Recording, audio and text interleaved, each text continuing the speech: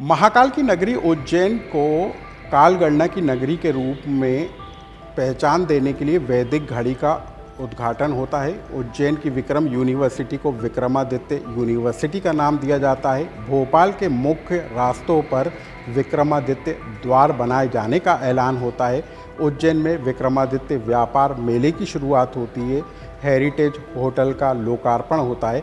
आखिर क्यों एक के बाद एक मध्य प्रदेश में मोहन सरकार जगहों के नाम विक्रमादित्य के नाम पर करते हुए नजर आ रहे हैं? आखिर वो कौन से सम्राट हैं जिसको इतिहास में मोहन यादव एक नई पहचान देने में लगे हैं?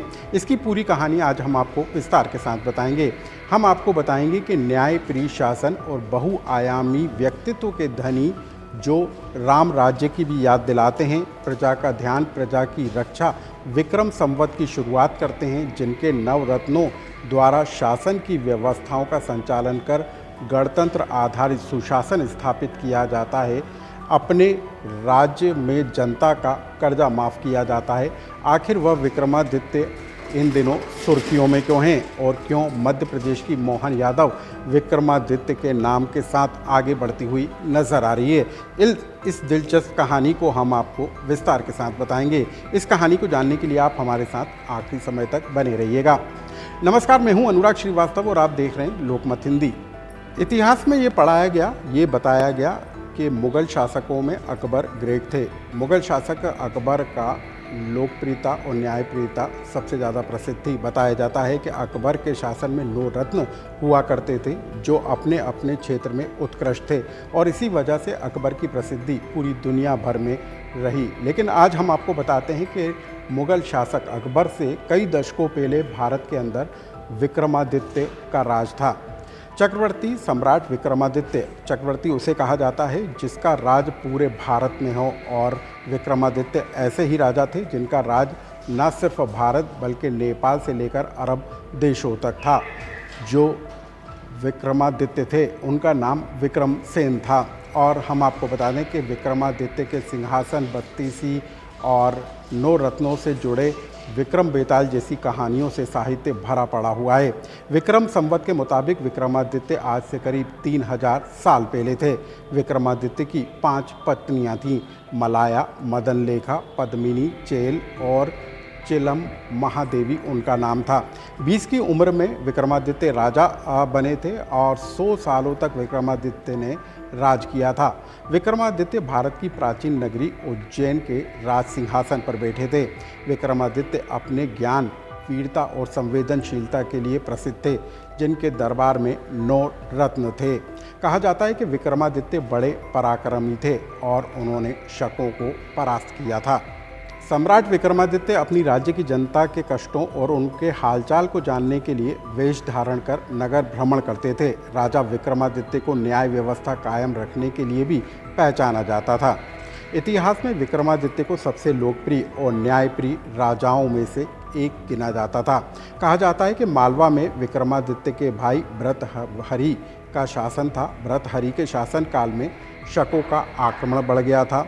भर्तृहरि ने वैराग्य रूप धारण कर लिया था और जो राज्य है उसको त्याग दिया था। उसके बाद विक्रमादित्य ने शासन संभाला और इसके बाद उन्होंने 57-58 में सबसे पहले शकों को अपने शासन क्षेत्र से बाहर खदेड़ दिया।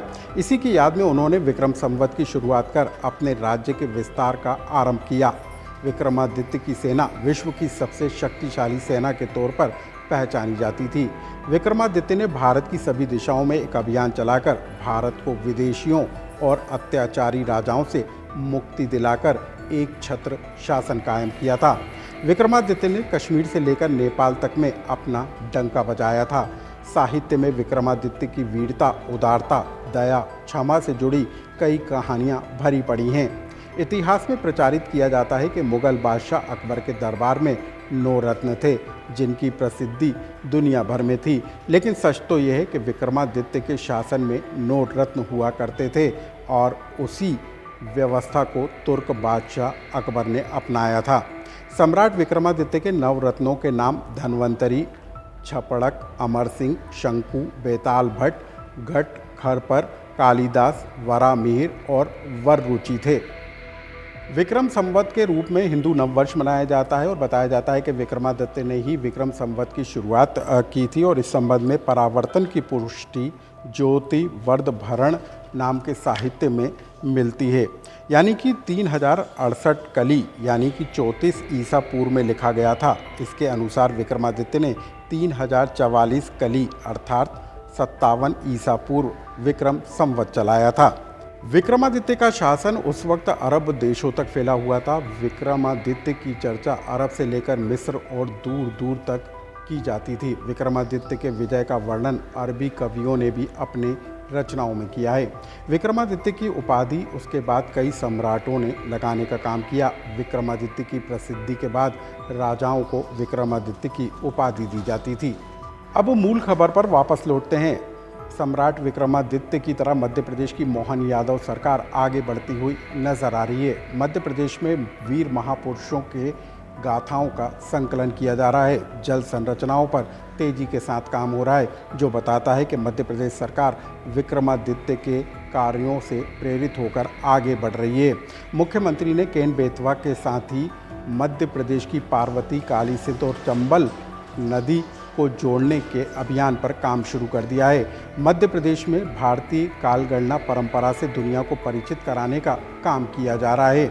विरासत के साथ विकसित मध्य प्रदेश की तरफ सरकार आगे बढ़ती हुई नजर आ रही है, जो कि बताती है कि विक्रमादित्य के शासन से प्रेरित होकर मध्य प्रदेश की सरकार एक अलग छवि बनाने की कोशिश में है। इस खबर से जुड़ा कोई कमेंट्स हो तो हमको कमेंट्स बॉक्स में लिखकर जरूर बताएं।